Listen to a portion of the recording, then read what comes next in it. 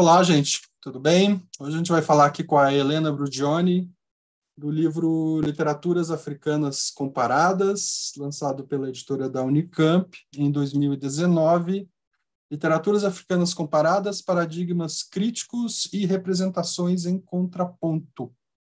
É um livro de ensaios, um livro de estudos, né, que dá uma certa unidade a essa muito vasta produção de investigações e de ensaios da Helena, oferecendo uma discussão teórica que se faz diretamente ligada às representações presentes nos textos literários. Ou seja, que não descola a teorização de prática investigativa e, mais que isso, coloca o texto literário como um lugar de teorização, como ela postula. E um dos pontos essenciais, eu diria, sobre esse livro é mostrar que as literaturas africanas, e num quadro mais amplo, as literaturas pós-coloniais, impõem problemas teóricos novos. E é um pouco disso que a gente vai falar. O livro é dividido em duas partes, tem uma introdução, uma conclusão, e essas duas partes são textos em teorias e leituras em contrapontos. Seja muito bem-vinda, Helena, te agradeço demais estar aqui com a gente, sua disponibilidade. Muito obrigada, Ricardo. Eu que agradeço o convite, que me alegra muito. É um prazer estar aqui com você, conversando do meu livro, de outras coisas, não é? Então, eu é que agradeço muito pela possibilidade de participar aqui desse evento. Massa. A Helena Brugioni, gente, ela é licenciada em Letras Modernas em 2004 pela Universidade de Bolonha, doutora em Literaturas Africanas de Língua Portuguesa em 2009 pela Universidade do Minho e é professora do Departamento de Teoria Literária do Instituto de Estudos da Linguagem, o IEL, da Universidade Estadual de Campinas, a Unicamp, onde ela coordena o Caliban, Grupo de Pesquisa em Estudos Pós-Coloniais e Literatura Mundial, e as suas pesquisas têm girado em torno ao romance africano contemporâneo, as cartografias literárias comparadas, os estudos do Oceano Índico e os paradigmas críticos pós-coloniais. Gente, vamos pedir primeiro, né, assim, para a Helena, antes da gente entrar no seu livro, Helena,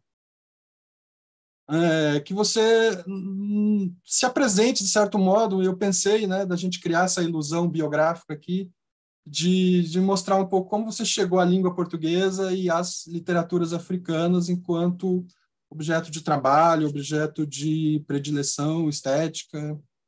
Se você puder contar um pouquinho assim para a gente como é que foi esse teu percurso. Obrigada, Ricardo. Então, como você mencionou, eu estudei na Universidade de Bolonha, não é? Estudei letras modernas e já durante a minha graduação eu tinha bastante interesse na questão da literatura comparada e dos estudos pós-coloniais, que na altura, enfim, na Itália começavam a chegar nos cursos universitários, sobretudo a obra do Edward Said, não é? Enfim, de outros também. E quando terminei a minha graduação, a minha laurea, eu queria muito continuar os meus estudos e realmente tive a oportunidade de apresentar uma candidatura à Fundação Calouste Gulbenkian, que é uma fundação que em Portugal fomenta projetos de doutorado na área de literaturas de língua portuguesa, não é?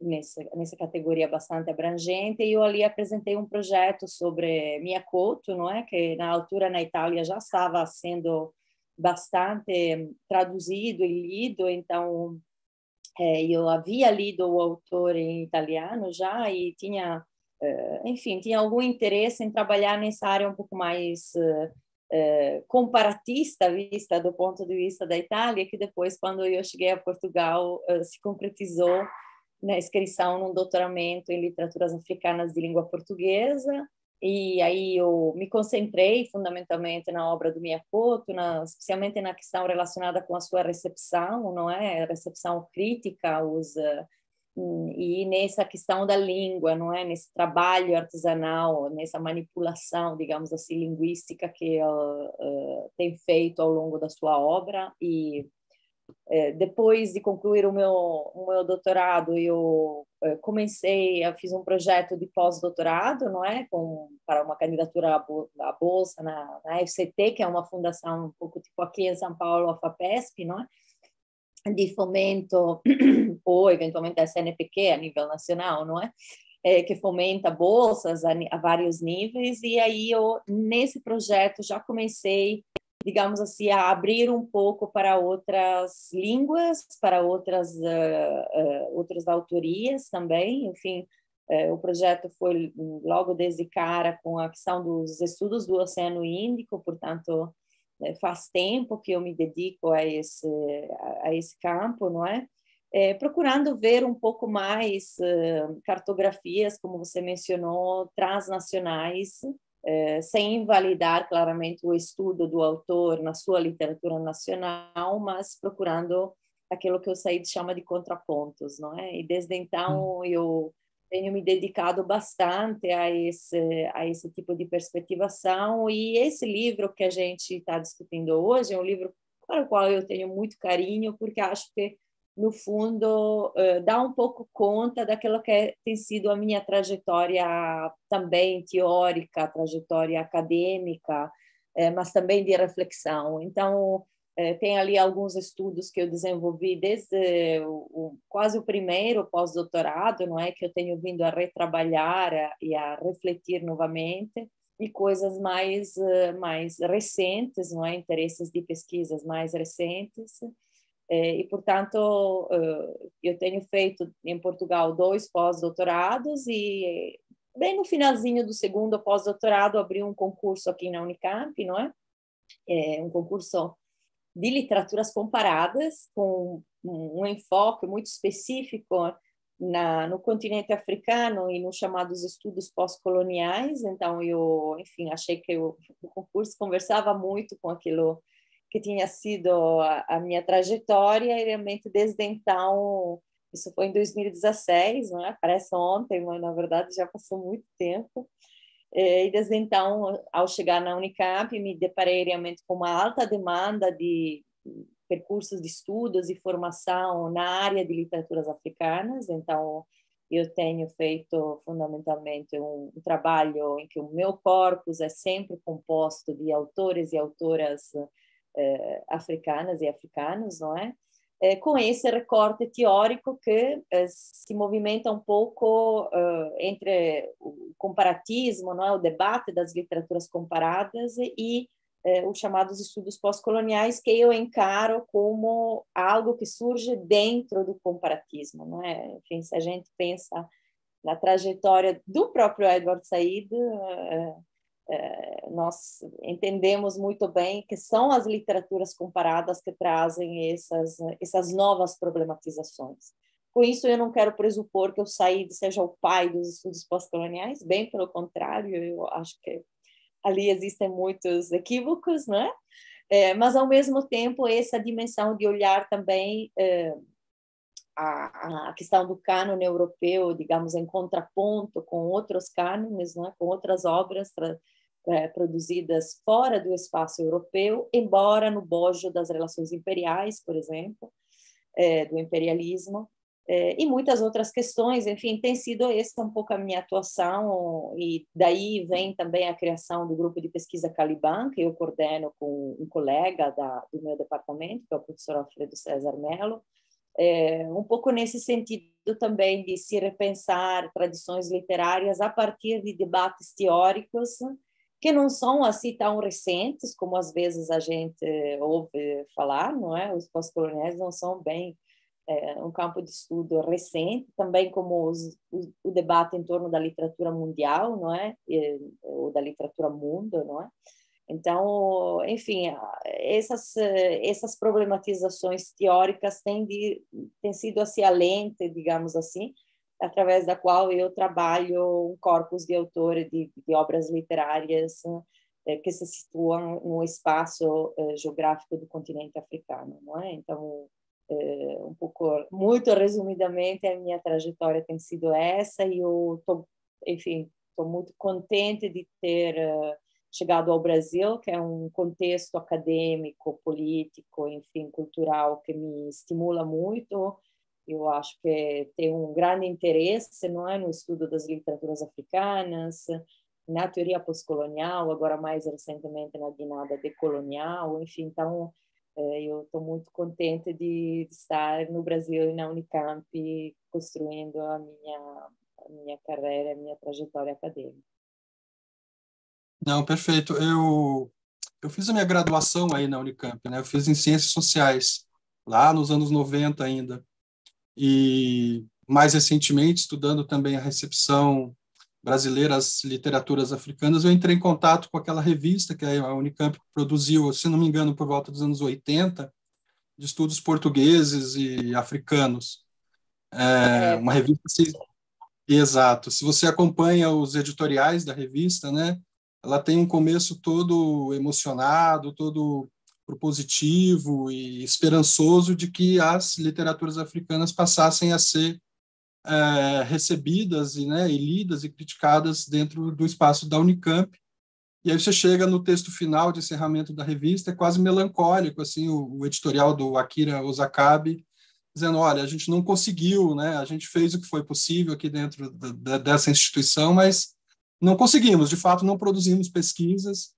E aí, vendo você na Unicamp a partir de 2016, né, nas pesquisas que eu tenho feito mais recentemente, isso me deixou muito feliz, porque a coisa agora começa a andar de outro jeito e você já pega um outro período brasileiro também da recepção às literaturas africanas, né, muito diferente daqueles impulsos mais esparsos ali dos anos 80 até os anos 90 também.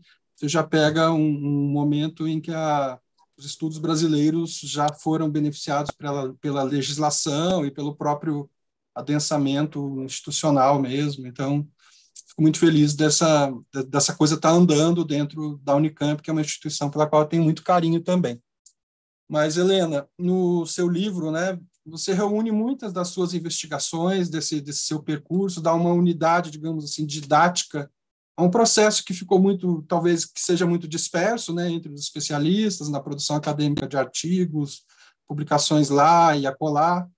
Então, a ideia, né, do teu livro é repensar alguns paradigmas para que a gente leia criticamente as literaturas africanas. Como você diria que o seu livro intervém no debate acadêmico, na discussão quanto aos modos pelos quais são recepcionados os textos africanos? Com que ideias, no fundo, sobre as literaturas africanas você está debatendo, né? Porque você faz uma intervenção, que é uma intervenção nesse debate que é público, né? E que é o debate acadêmico. Você está discutindo com outras concepções, né? Que tipo de leitura, por exemplo, você considera que talvez estejam mais desgastadas, ou é uma questão quanto ao cânone? Como é que você pensou essa entrada sua com relação ao debate acadêmico propriamente? Obrigada, Ricardo. É uma ótima pergunta essa. Eu quero só mencionar uma questão que também o livro foi publicado no âmbito de um edital de fomento a obras para graduação e a pós-graduação. Ou seja, a Unicamp lançou em 2018, não é, um edital para consolidar alguns conhecimentos, sistematizar e torná-los acessíveis também ao público de discentes, não é, da própria universidade ou fora dela. Então, houve um pouco um exercício também de adequar textos àquilo que poderia ser uma fruição também em sala de aula, de vários níveis, enfim. Então, esse foi aquilo que me levou a pegar nesses textos específicos. Eu podia ter pego outros, não é? Porque, como você justamente referiu, tendo tido uma trajetória um pouco internacional, não é? A gente acaba também tendo publicações um pouco dispersas, e nós, infelizmente, temos um mundo de língua portuguesa em que a publicação, seja ela acadêmica ou criativa ou literária, circula muito pouco, deveriam circular muito mais, não é? Então, nós temos editoras que publicam em Portugal que não são distribuídas no Brasil e vice-versa, sem falarmos de Moçambique, Angola, Cabo Verde, enfim.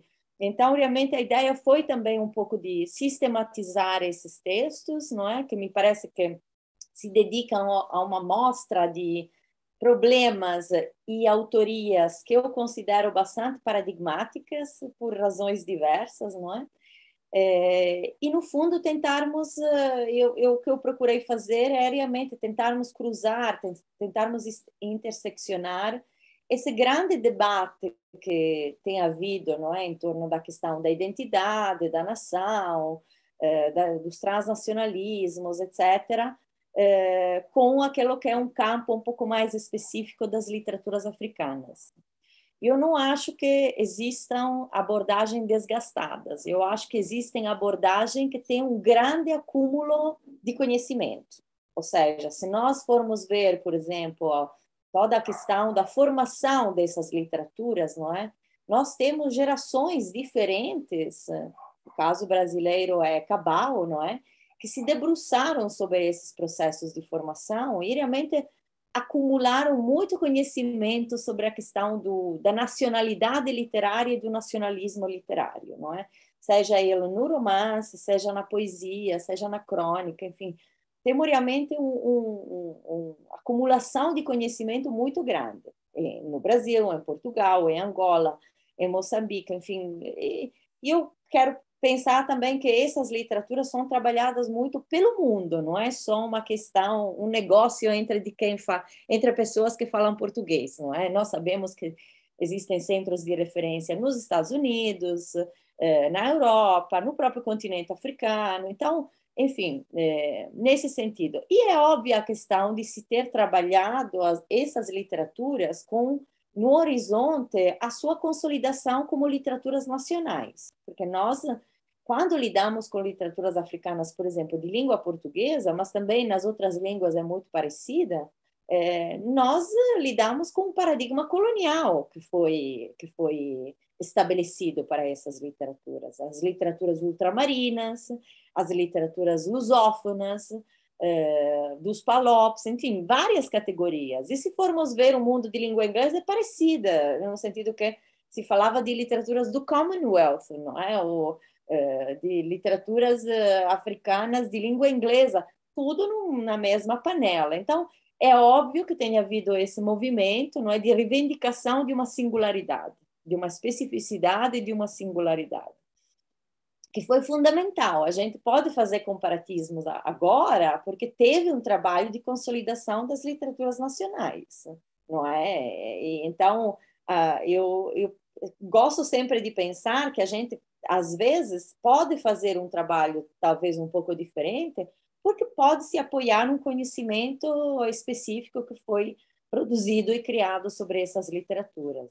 A partir disso, eu tenho sempre tido alguma, não quero dizer antipatia, mas alguma, como dizer, algum constrangimento, né, nessa questão do nacionalismo literário. Acho que ele acaba sendo muito utilizado por literaturas, digamos assim, periféricas, em sentido muito amplo desse termo, quando não necessariamente é utilizado da mesma forma e, sobretudo, no mesmo período, por literaturas mais centrais, mais hegemônicas, não é? Então, me parece que também para as literaturas africanas, no caso específico dos países africanos que têm o português como língua oficial, mas também de outros contextos regionais, enfim, e nacionais, possa-se pensar o texto literário a partir de outros problemas, que são problemas mais transversais, que são problemas que, digamos assim, diluem e atravessam fronteiras relacionadas com o Estado Nacional. E, nesse sentido, claro, isso não invalida, volto a repetir, uma contextualização do autor e autora no seu próprio contexto de produção, mas, ao mesmo tempo, abre para digamos, olhar o texto literário um pouco mais de longe, como diz o Franco Moretti, não é? Então, ter outras perspectivas que entram no debate a partir de uma perspectiva, de um ponto de observação diferente. Então, é um pouco nesse sentido que eu me tenho, por exemplo, debruçado um pouco sobre temáticas um pouco mais transversais, não é? A questão realmente da memória, do conflito, das identidades que, digamos assim, não correspondem necessariamente àquilo que seria um discurso de identidade nacional. É o caso do Oceano Índico, não é? Em que nós temos várias vertentes que se cruzam e que precisam ser resgatadas, porque elas estão um pouco silenciosas ou silenciadas, não é? Às vezes, em determinadas leituras. Então, foi um pouco esse movimento a partir de aqueles que podemos considerar alguns dos paradigmas comparatistas, se quisermos, não é? Essa ideia de temas, de tópicos, de questões, de problemas que a literatura pode colocar e que podem ser lidos a partir de diversos pontos de vista. E, claramente, há uma questão que me interessa bastante, que é a questão do debate pós-colonial, que é uma coisa muito vaga, não é? Porque nós sabemos que existem muitos estudos pós-coloniais, muitas diversas perspectivas, muitos desdobramentos, não é? No campo da teoria literária, mas no fundo é também um pouco isso, e a partir disso há um autor que eu leio e estudo já faz muito tempo, que eu considero realmente um autor ainda muito pertinente para se pensar a literatura, que é o Edward Said, e que também eu tenho vindo a ser, digamos assim, retrabalhado e utilizado e transformado de várias formas, não é? Então, existe uma verdadeira batalha em torno do Said, como diz o Neil Lazarus. Então, nesse sentido, também esses conceitos de contraponto, de a própria ideia de imperialismo cultural, não é? Dessa questão da literatura como luta pela geografia, como disputa também espacial, digamos assim, em termos políticos, é uma coisa que me interessa bastante e que eu tentei realmente desenvolver um pouco nesse ensaio, não é? Ou também lidar com paradigmas dos estudos literários bem consolidados, como a questão do romance histórico, não é? Que é algo que me interessa muito, porque no caso de África nós acabamos tendo enfim, uma sobreposição entre o romance e o romance histórico. O romance é quase sempre, inevitavelmente, histórico. E isso nos deve fazer pensar em como também a literatura africana revisiona esse gênero literário, que já talvez não seja reconduzível ao debate que pauta, por exemplo, o romance histórico no caso das literaturas europeias, né? A literatura alemã, a literatura francesa, italiana e por aí fora. Então, é um pouco isso que eu tenho tentado fazer, me preocupando também de colocar, digamos assim, à disposição de um público não necessariamente hiper especializado, qual pode ser o público estudantil, não é? Seja aí a nível da graduação ou da pós-graduação, algumas questões teóricas que podem ser fruídas, não é? Lidas e compreendidas também nesse sentido. Então, também de tornar um pouco mais legível algumas questões, não é? Me refiro, por exemplo, a alguns teóricos pós-coloniais que são bastante intensos e bastante complexos, não é? O caso da Gayatri Spivak, o caso do Homi Bhabha, que são realmente autores que mobilizam um conjunto de textos muito amplos e de uma forma, às vezes, um pouco intensa. Então, também nesse sentido, tentar, enfim, fazer com que possa ser um ensaio que possa servir também na sala de aula, não necessariamente só para um público altamente especializado, de professores ou pesquisadores, enfim, essas questões. Não sei se eu respondi a sua pergunta, mas, enfim, é um pouco isso que tem movido o projeto do livro. Uhum. Não, claro que respondeu. Alguma resposta a gente sempre constrói, né? E assim, Helena, eu acho que a nossa conversa, né, aqui me interessa muito saber como é que esse teu livro entra no campo de discussões brasileiro, né? Assim, eu acho que o seu livro tem toda a condição de circular pelo mundo todo, né? Um livro que mobiliza uma bibliografia internacional, então ele tem essas condições de fazer essa circulação aqui em Portugal, na Europa, na África e etc.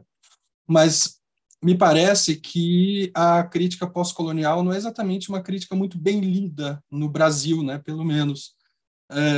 A gente tem uma tradição de pensamento aqui muito ainda pautada por uma ideia mais nacional, mais formativa, né? A gente poderia pensar no Antônio Cândido, mais organicista, mais culturalista, a gente poderia pensar no Gilberto Freire. Essas heranças todas que vêm desses autores, de certo modo, repercutem na forma como lemos as literaturas africanas hoje aqui. E até o outro lado também, o próprio campo marxista, né, que prefere uma abordagem talvez mais política e menos epistemológica, como é aquela com essa crítica que se diminuem, né, as perspectivas pós-coloniais e as possibilidades delas de serem usadas aqui no Brasil, né. A gente tem uma entrada muito forte recentemente dos estudos decoloniais, que fazem a leitura desses autores que você mencionou, talvez numa perspectiva mais culturalista ainda, né, sem muita politização também. Então, assim, como é que você situaria a recepção brasileira aos estudos pós-coloniais? Tem muita curiosidade de pensar como é que outros estudiosos de literaturas africanas leram seu livro, por exemplo, né? Como é que você pensaria? Porque não é só uma moldura disciplinar, eu imagino, né, esse uso que você faz aí da crítica pós-colonial, né? Acho que você menciona, talvez, na introdução ou numa entrevista, não lembro mais, que é uma ideia de ter uma perspectiva, no fim das contas, né? Como é que você pensa os estudos pós-coloniais dentro da academia brasileira, por exemplo? Então, essa é uma questão muito interessante, porque o Brasil foi um país pioneiro na recepção dos estudos pós-coloniais, daqueles que nós chamamos de uma forma muito vaga, porque aqui seria preciso demorarmos uma horinha desempacotando essa categoria de estudos pós-coloniais, que precisa ser feito. Mas se a gente pensar naqueles que são alguns dos autores, não é, e das autoras que constituem esse corpus crítico, o Brasil teve um trabalho, um movimento de tradução e, inclusive, de convite presencial a alguns desses grandes pensadores e pensadoras no território brasileiro, pela via da literatura comparada, ou seja, participaram da Abra Lick, o Stuart Hall, a Gayatri Spivak, enfim.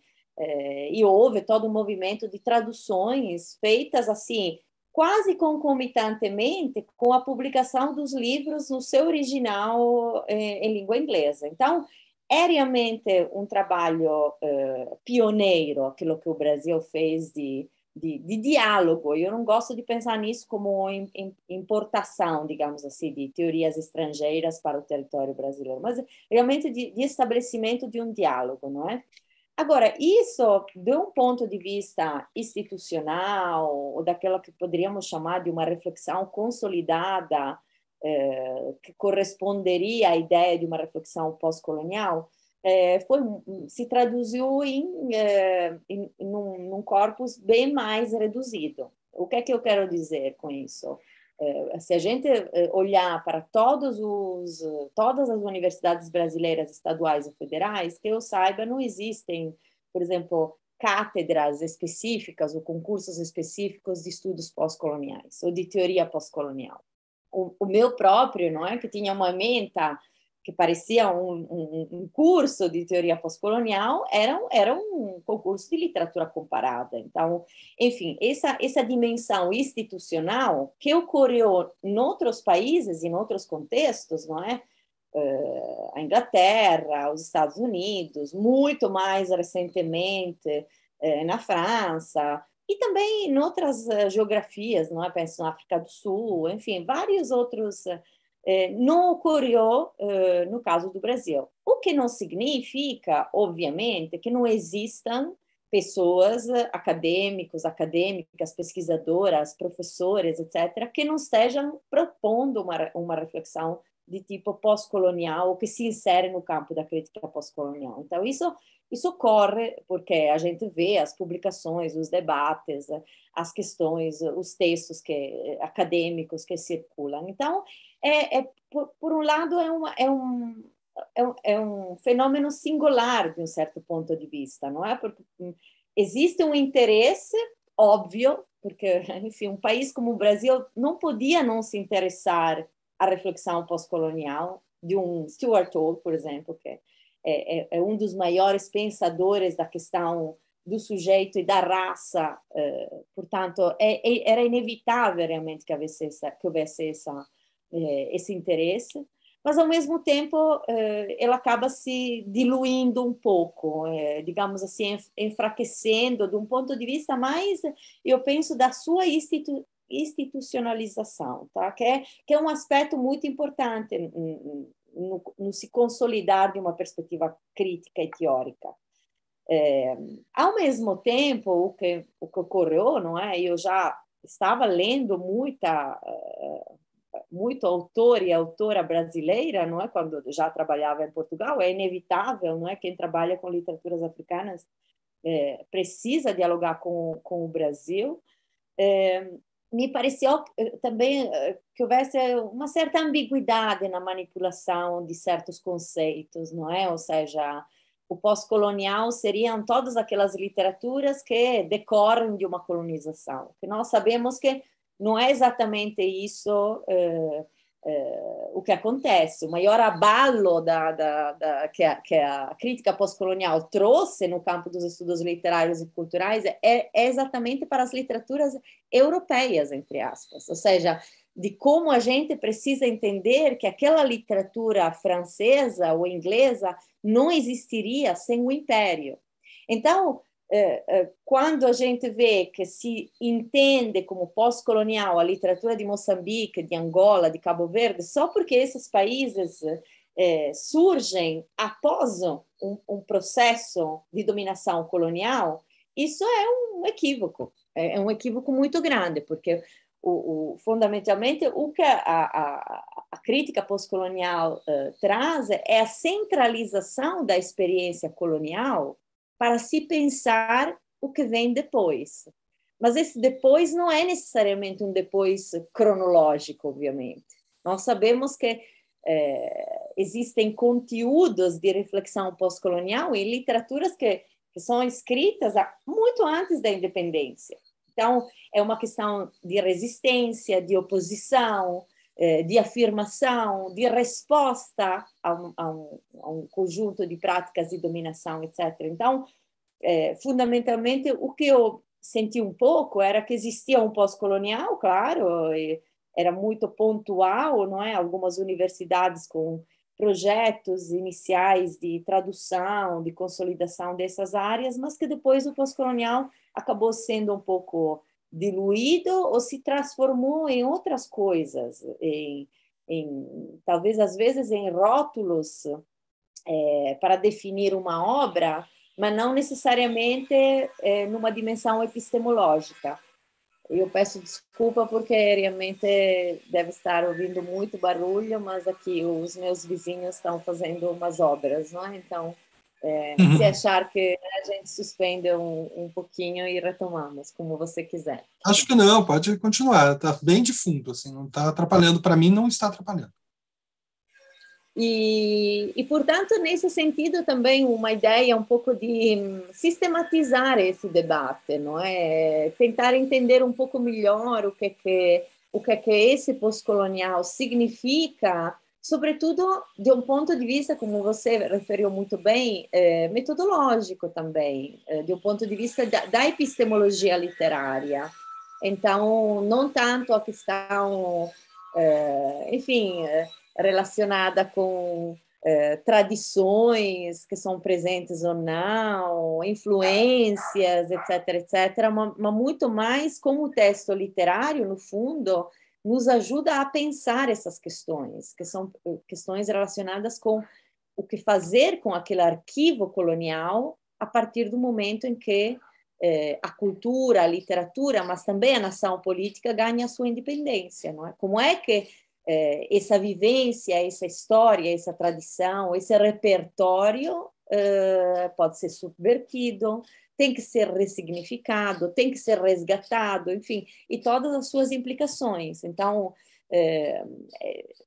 através, claramente, de diversas abordagens. Eu tenho para mim que uma das questões principais que não tem ajudado muito a afirmação dos estudos pós-coloniais, por exemplo, na perspectiva desenvolvida pelo Homi Bhabha, é a questão desse pensador se apoiar muito na questão da desconstrução, da dimensão derridiana, digamos assim. Eu, bem como a Spivak, mas a Spivak um pouco mais filtrada pela ressignificação do marxismo, por exemplo. Ou seja, entre o Homi Bhabha e a Spivak, me parece que existe um pouco mais de antipatia para o Homi Bhabha que não para a própria Spivak.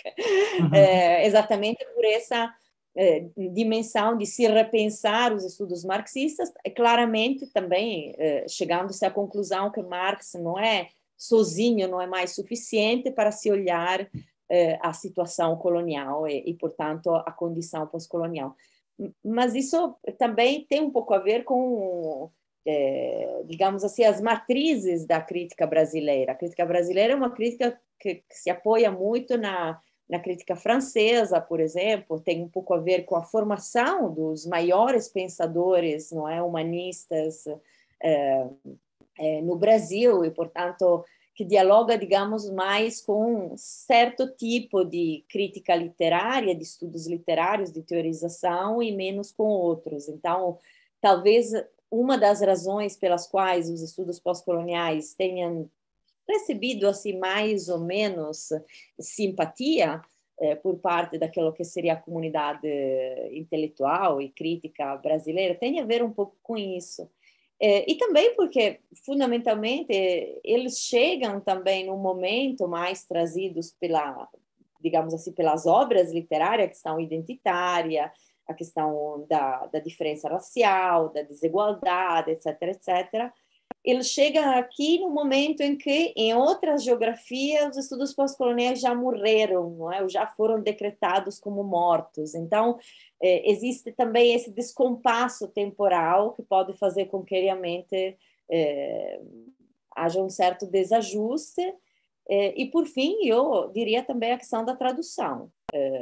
Para que uma obra produzida em qualquer lugar do mundo comece a ser discutida e debatida de uma forma ampla, ela precisa estar acessível na língua portuguesa, nesse caso específico. É um pouco, digamos, uma pretensão estranha se pensar que agora a crítica literária brasileira vai se dedicar a uma obra que não é acessível, que não será traduzida, que não tem... Enfim, isso também acho que coloca várias questões, que são questões de políticas institucionais, de simpatias pessoais também, às vezes, não é? Do próprio crítico, da própria pesquisadora, e também um pouco a dimensão da circulação desses textos, das comunidades, digamos assim, críticas que se vão tecendo e construindo a nível internacional, diria assim, não é? Desculpa, eu falo muito, viu? Perfeito.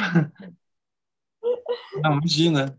Maravilha, assim, você faz um percurso, você estabelece aí uma, digamos assim, uma nebulosa de pensamentos que vai fazendo sentido aos poucos e no final se aclara e é muito bom. Viu, Helena? Uma das especificidades dessa recepção brasileira vem ancorada numa legislação, que é a Lei 10.639, lá de 2003, e essa lei, de certo modo, né, ela orientou muito do modo como acabamos por receber as literaturas africanas no Brasil, ao introduzir ou a estabelecer as molduras de história e cultura como necessárias à recepção do texto literário, né?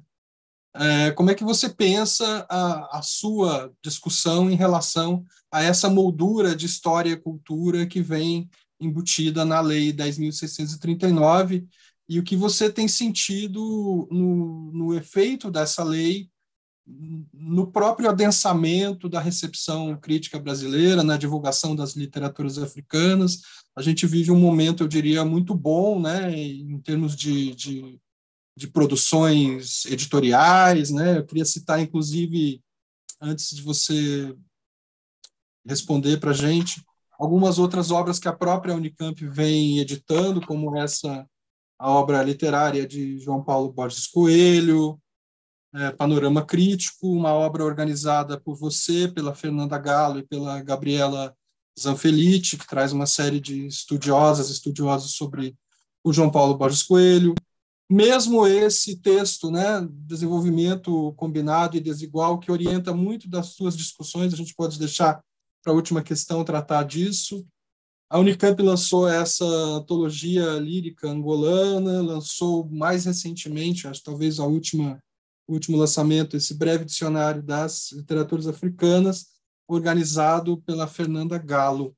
Então, assim, tem havido um boom editorial, tem havido um boom a Capulana é uma editora que tem trazido autores, outras editoras começam a publicar aqui e ali, né?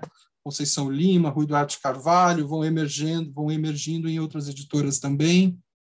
Como é que você sente a tua discussão em relação à lei, esse aspecto de história e cultura, e como é que você sente os efeitos da lei no momento que a gente está com relação às literaturas africanas?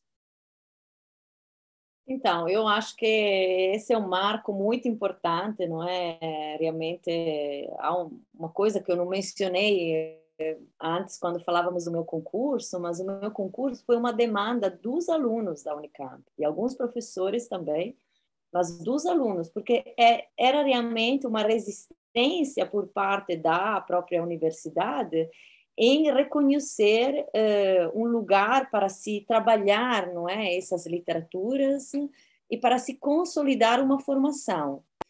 A questão da lei é fundamental, não é? Eu acho que não dá para se pensar o Brasil com todo o respeito por todo mundo sem se pensar a África também, gente. Então, assim, o desconhecimento que existe sobre o continente africano, nas suas diversas regiões, nações, países, estados, línguas, culturas, é muito grande ainda. E é exatamente paradoxal essa questão que você levantava. Nós assistimos a um verdadeiro boom de publicações, seja elas acadêmicas ou também de acessibilidade dos autores, não é? Então, porque é difícil você lecionar uma literatura ou um autor ou uma autora se o livro não estiver disponível para ser lido, estudado e divulgado. Então, eu acho que é um momento muito positivo,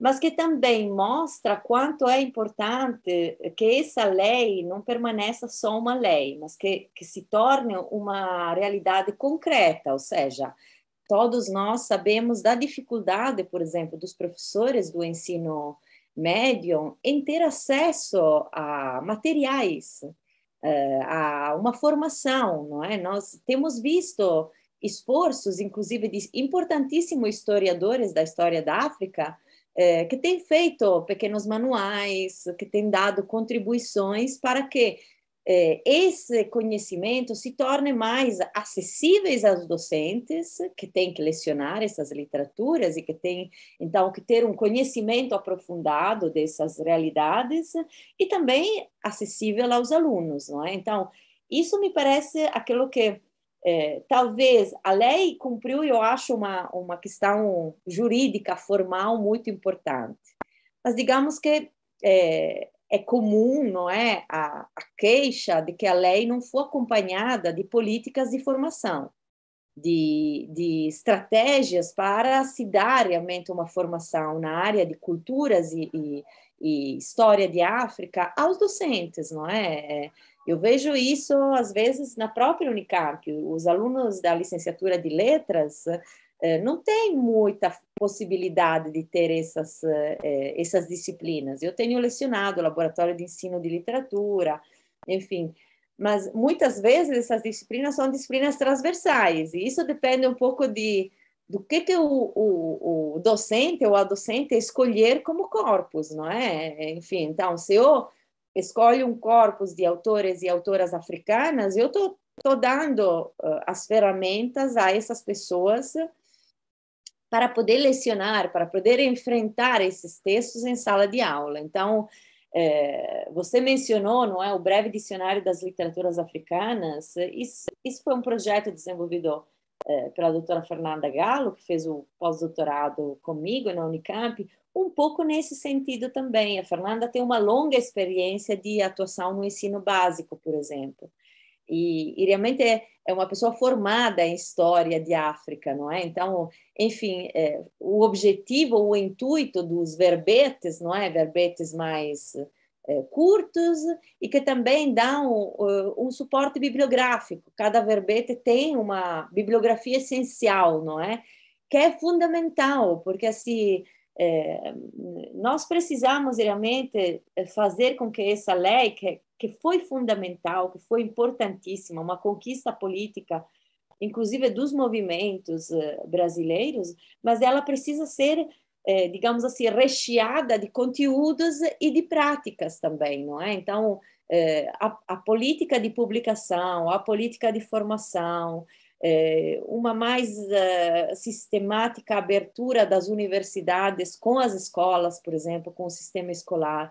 São todas questões que me parecem fundamentais e que já ocorrem no Brasil, não é? Existem grupos de pesquisa, existem atuações realmente muito mais finalizadas ao ensino, etc., que precisam ser feitas, porque África me parece, eu quando uso essa palavra, África é muito num plano muito simbólico, não é? Porque é óbvio que a África é um continente gigantesco, enfim, então, mas me parece ainda uma grande desconhecida, não é? Enquanto que às vezes, por exemplo, as tradições literárias, digamos assim, europeias, a Europa se reduz, do ponto de vista da literatura, em meia dúzia de países, não é? Porque, na verdade, estamos falando de França, Inglaterra, Alemanha, Itália, Espanha e pouco mais, não é?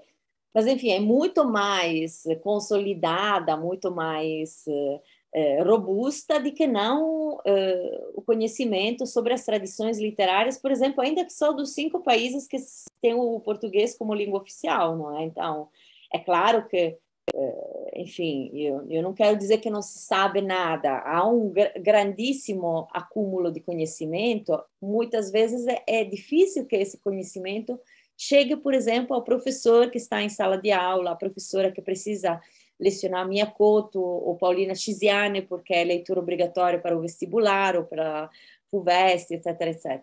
Então, acho que esse movimento é fundamental, nós temos realmente que enfim, que dar um sentido a essa lei que é importantíssima, mas que precisa de um conjunto de outras coisas, não é? Que tem que acompanhar, que tem que fazer com que esse conhecimento seja acessível, porque nem sempre é possível, não é? Ter esse tipo de transmissão, de transferência de conhecimento. Dentro das universidades brasileiras existem grandíssimos especialistas de literaturas africanas. Agora, quando e como esse conhecimento chega às escolas, acho que é uma outra questão.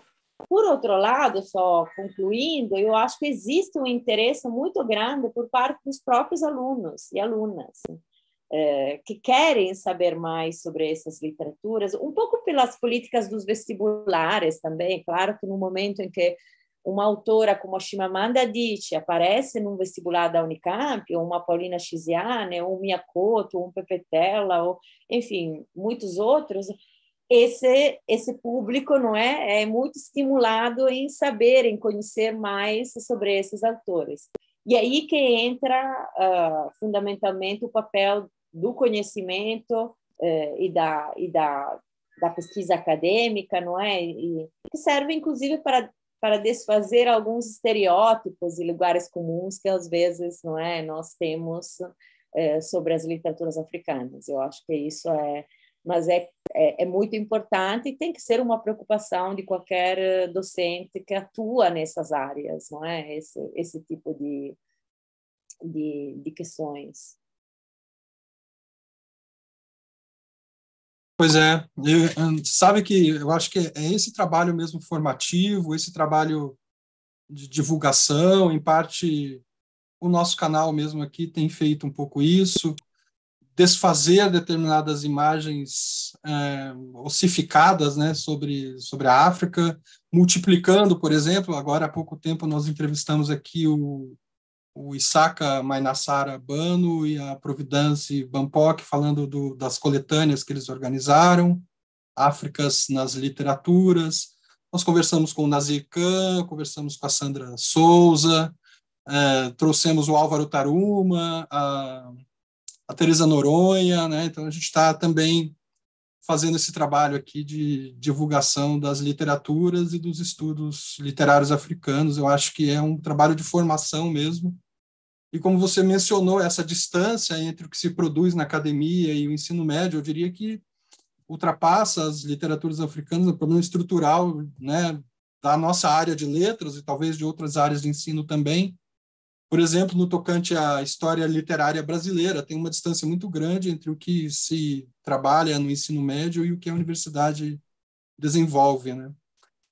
Eu acho que para a gente fechar, Helena, a gente podia puxar alguma coisa do teu livro aqui, o Literaturas Africanas Comparadas, né? Principalmente pensando no caso do Sul Global. É uma discussão que você traz ao final, ali na conclusão, sobre o funcionamento mercadológico do exotismo e do hibridismo, né? A tal indústria da alteridade contemporânea. E isso passaria também um pouco pela recepção da literatura africana como produto étnico, né? Eu imagino. Como é que você pensa no teu livro em restituir potencial crítico às obras e à investigação dentro desse sistema que é esse sistema do império do capital, esse sistema que transforma a diferença em mercadoria, um pouco esse viés político que você apresenta na sua conclusão aqui. E eu diria que no caso brasileiro, né, a recepção das literaturas africanas meio que oscilam entre um cânone que se faz pela via identitária, isso é, de certo modo, natural, né? A própria lei induz a essa associação entre literaturas africanas e afro-brasileiras, isso é algo meio natural aqui na nossa recepção.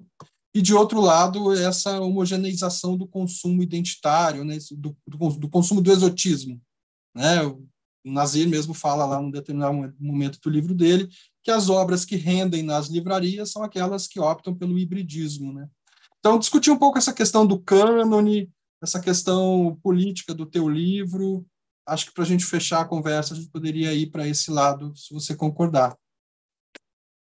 Claro, quer dizer, é um temão, não é esse aqui, porque realmente tem grandes implicações, tem grandes cumplicidades por parte da própria crítica acadêmica, enfim, mas é uma realidade com que nós lidamos, não é? A gente sabe que é muito difícil que exista alguma coisa que se coloca fora da ordem capitalista, não é? Então, inevitavelmente, também a literatura, muitas vezes, é fruto, é cúmplice, ainda que inconsciente, dessas lógicas mais de mercadoria que propriamente de pensamento intelectual, etc, etc. Então, eu acho que um pouco a gente tem que pensar que existem fenômenos que não dizem respeito só à África, digamos assim, que dizem respeito a tudo aquilo que se coloca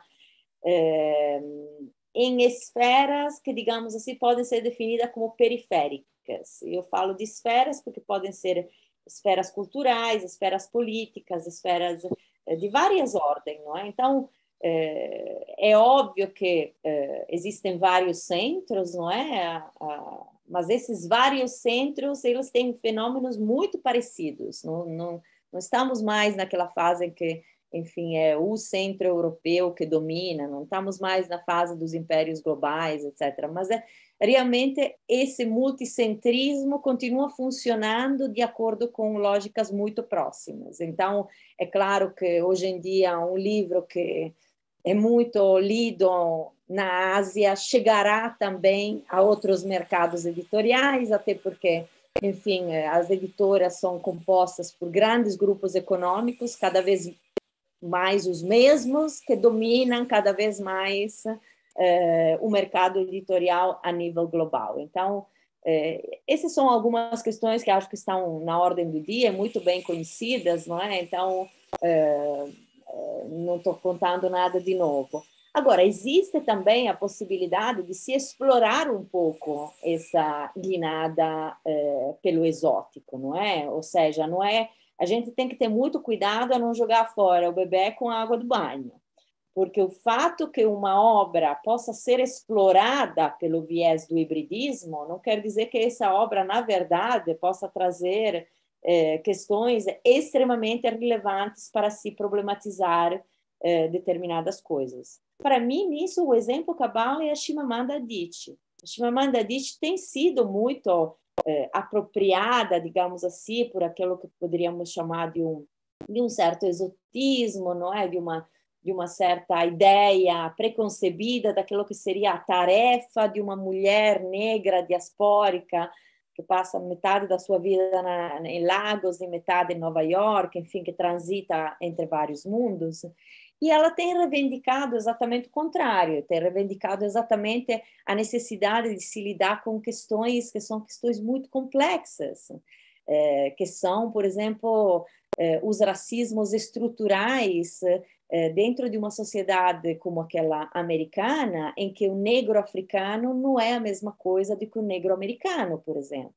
Essa tem sido uma das questões levantadas, por exemplo, no romance que teve um grande sucesso, mas que é um romance que traz questões muito amargas e muito complicadas, como a Americana, por exemplo, não é?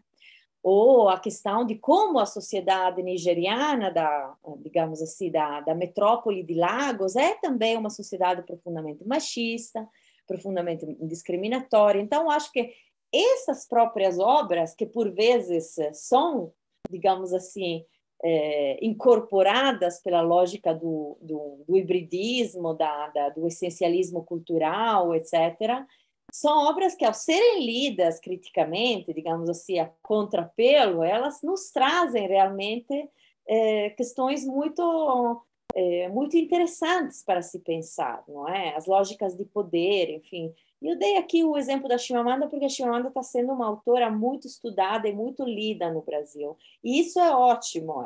Eu vejo isso com um olho muito positivo, no sentido que é claro que se torna problemático quando a gente atribui a uma única autora a missão de representar um país, um continente, todo um mundo, não é? Mas acho que não é essa a forma como maioritária como tem sido encarada a obra e o próprio ativismo dela, não é? Porque Chimamanda Adichie é uma autora que escreve muito, que publica crônicas, que publica artigos, então que tem uma intervenção também no espaço público.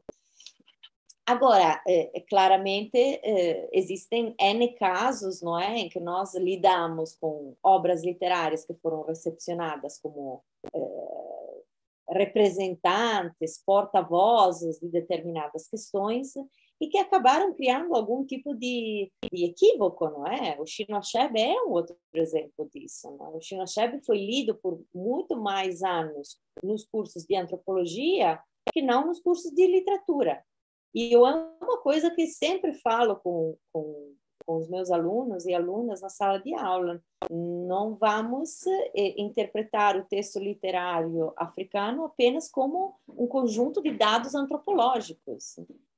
Certamente há conhecimentos de natureza antropológica que podem ser abstraídos daquela obra, mas que não deixa de ser uma obra literária, uma obra digamos assim, que tem as suas estéticas, que tem os seus dispositivos literários, as suas estratégias de dissimulação, enfim, aquilo que é a literatura, não é? Porque senão a gente leria simplesmente boletins e aí nós teríamos claramente a situação da realidade explanada.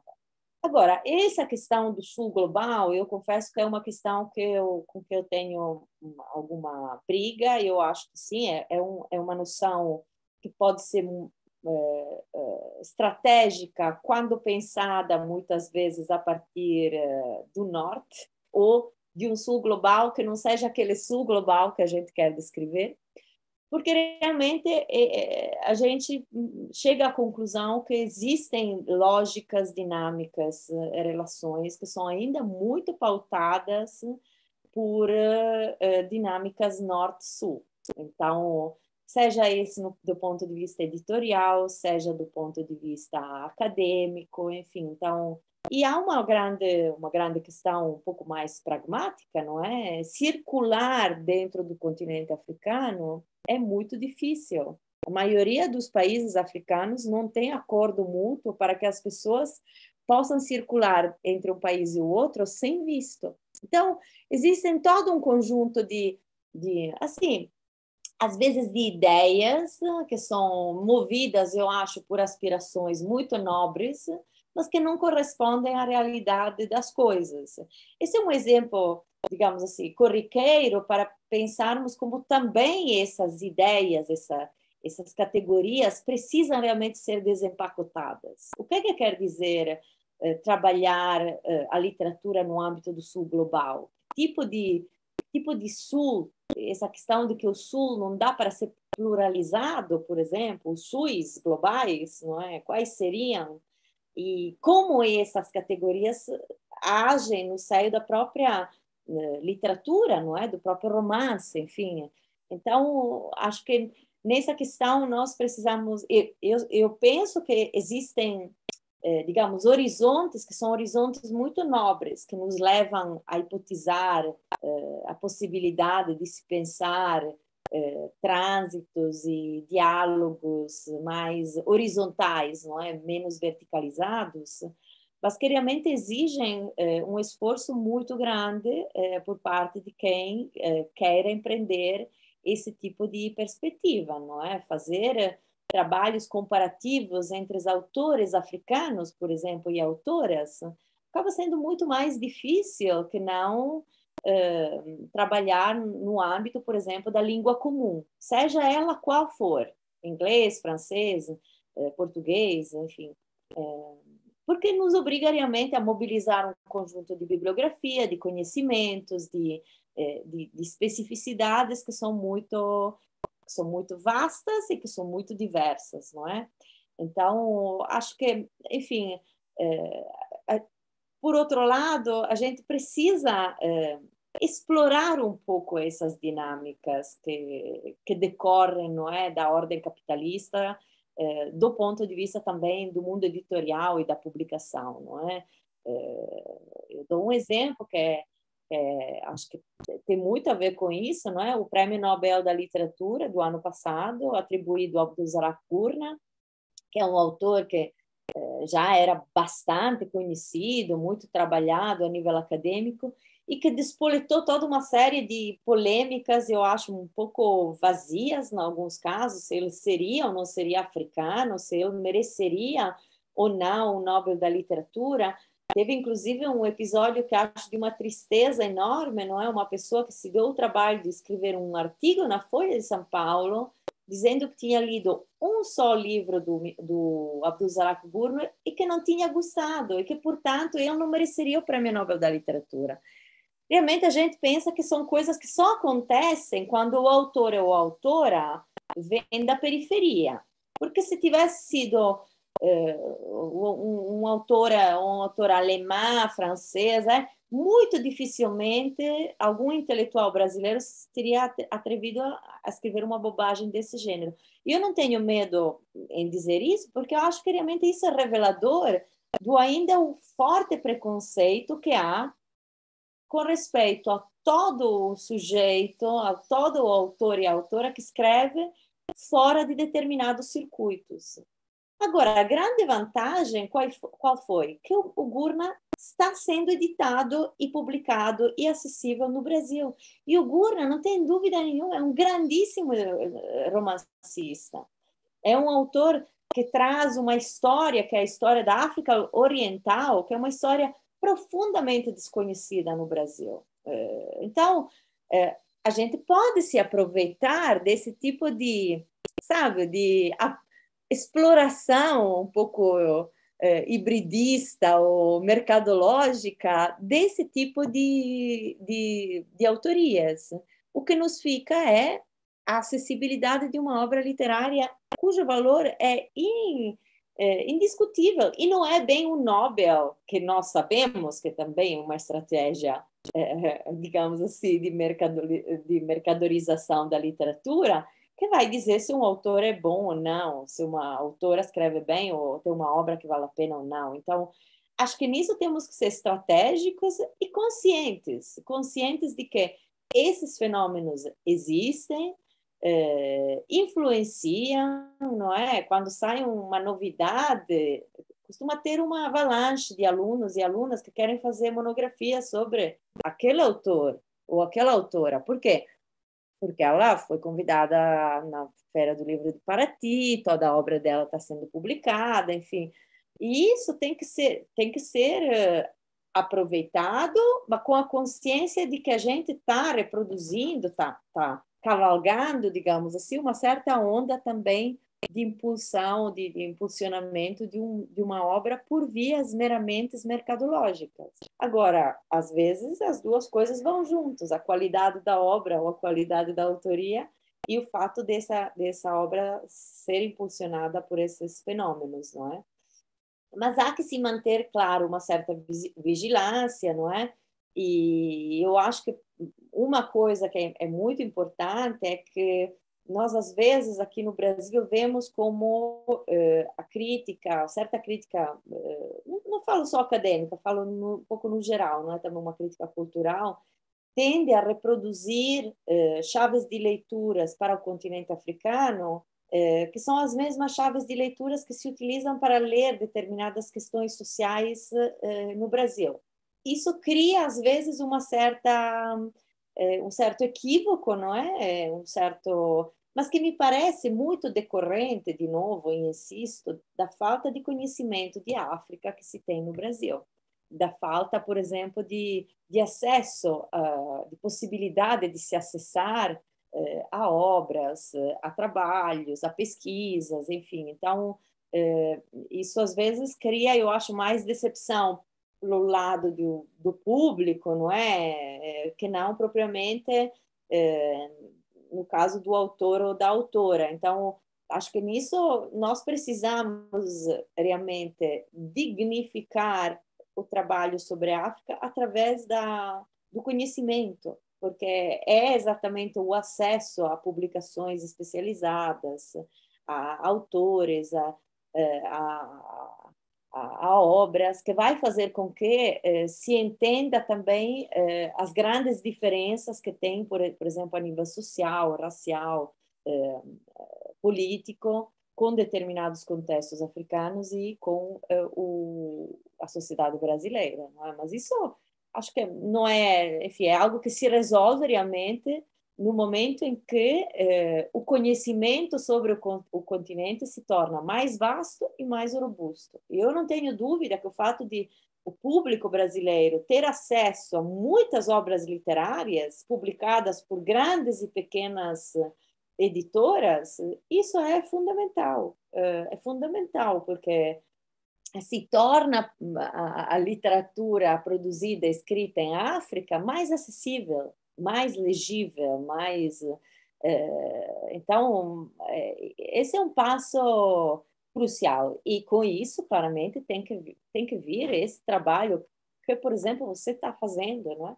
De divulgação, de encontrarmos novos também formatos e modelos, não é? O vídeo no YouTube, a entrevista, o podcast, enfim, para se alcançar outros públicos, que não são necessariamente os públicos que se tem numa sala de aula, num congresso científico, num simpósio, sabe? Então, esse seu trabalho que você está fazendo é, por exemplo, um trabalho fundamental. E eu não tenho dúvida que esse tipo de atividade de extensão, de transferência de conhecimento, etc., são um passo fundamental e, portanto, te faço os meus parabéns de agora pela excelente iniciativa.